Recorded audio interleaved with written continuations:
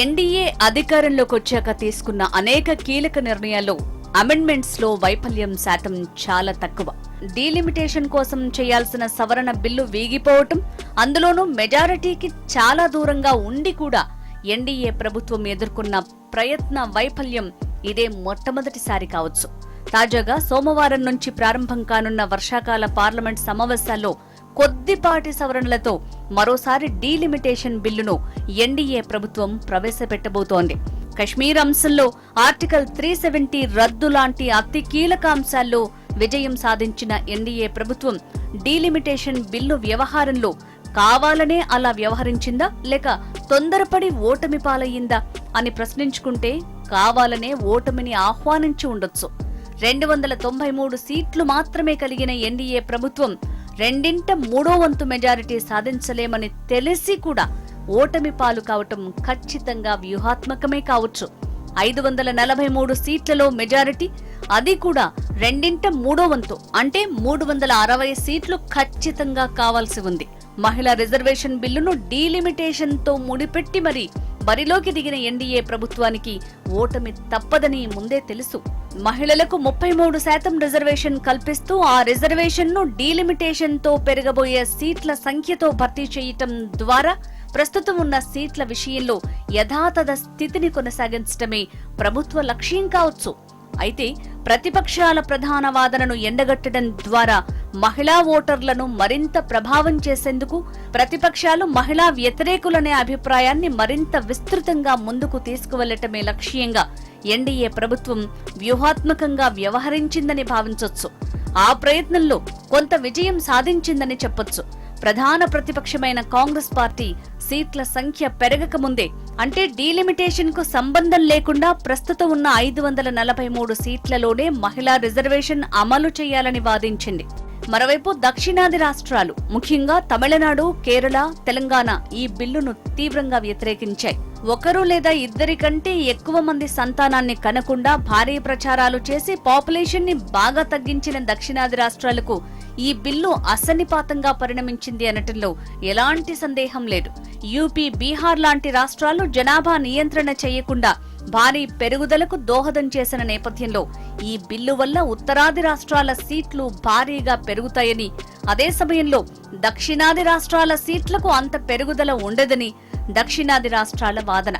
తమకు అన్యాయం చేస్తే సహించబోమని డీఎంకే తీవ్రమైన విమర్శలు కూడా చేసింది. అందుకే మహిళా రిజర్వేషన్ తో కలిసిన డీలిమిటేషన్ బిల్లును డీఎంకే అధినేత స్టాలిన్, తెలంగాణ ముఖ్యమంత్రి రేవంత్ రెడ్డి అతి తీవ్రంగా వ్యతిరేకించారు. ఫ్యామిలీ ప్లానింగ్ ని పకడ్బందీగా రాజీ లేకుండా అమలు చేసిన తమకు కేంద్ర నిర్ణయం పనిష్మెంట్ గా మారిందని డీఎంకే అధినేత స్టాలిన్ తీవ్రంగా దుయ్యబట్టారు.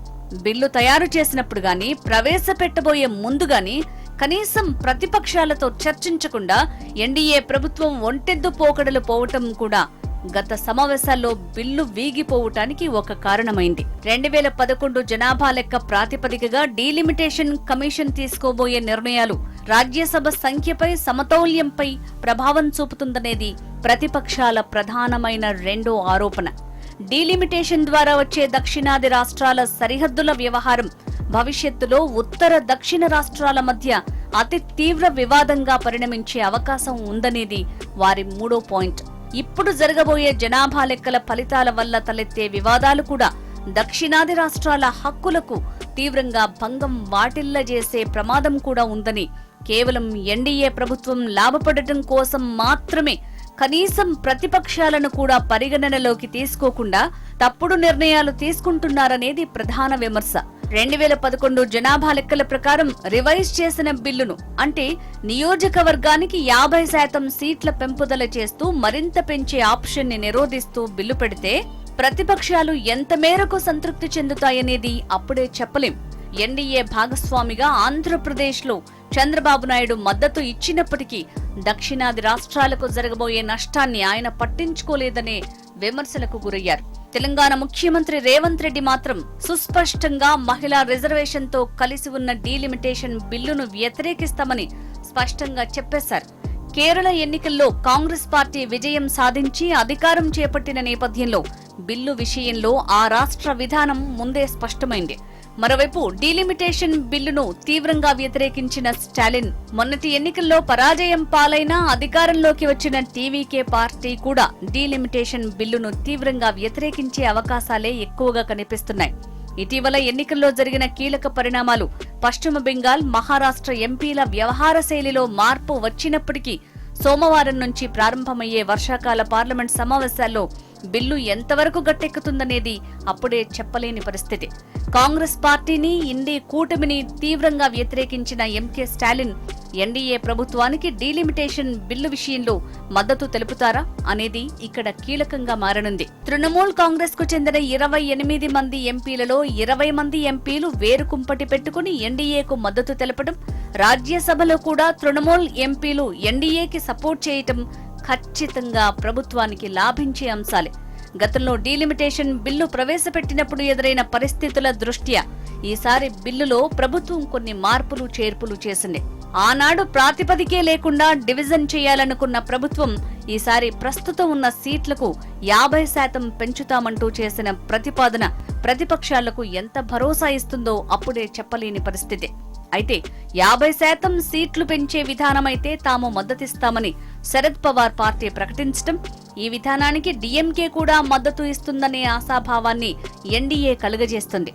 ఆ మేరకు బిల్లును వ్యతిరేకిస్తున్న పార్టీలతో, ముఖ్యంగా ప్రాంతీయ పార్టీలతో ఇప్పటికే హోంమంత్రి అమిత్ షా తరపున చర్చలు నడుపుతున్నట్టు సమాచారం. 293 సీట్లున్న ఎన్డీఏ ప్రభుత్వం తృణమూల్ నుంచి వచ్చిన 20 మందిని, ఉద్దవ్ ఠాక్రే శివసేన నుంచి బయటికి వచ్చిన 6గురిని కలుపుకుంటే సంఖ్యాబలం 319కి చేరుకుంటుంది. శరద్ పవార్ పార్టీ మద్దతిస్తే మరో 8 మందిని కలుపుకుని ఆ సంఖ్య 327కు చేరుతుంది. ఒకవేళ డీఎంకే కూడా మద్దతు ఇవ్వటానికి సిద్ధపడితే 22 మంది డీఎంకే ఎంపీలను కూడా కలిపి ఎన్డీఏ బలం 349 అవుతుంది. వైసీపీ ఎలాగో మద్దతిస్తుంది కాబట్టి మరో స్వతంత్ర సభ్యుడితో కలిసి ఎన్డీఏ బలం 354కు చేరుతుంది. ఇంకా కావాల్సింది 6 ఎంపీల మద్దతు మాత్రమే. ఆ 6 ఎంపీలను ఎలా తీసుకువస్తారనే అంశమే ప్రస్తుతం $1 మిలియన్ ప్రశ్నగా మిగిలిపోతుంది. ఎన్ని పార్టీలు ఓటింగ్కు గైరు హాజరైతే ఎంతమంది ఎంపీలు కావాల్సి వస్తారనేది మరో లెక్క. ఏదేమైనా ఈసారి ఎన్డీఏ ప్రభుత్వం డీలిమిటేషన్ బిల్లును సమర్థవంతంగా పాస్ చేయిస్తుందని బీజేపీతో సహా మద్దతు ఇస్తున్న పార్టీలన్నీ భావించటం కొసమెరుపు.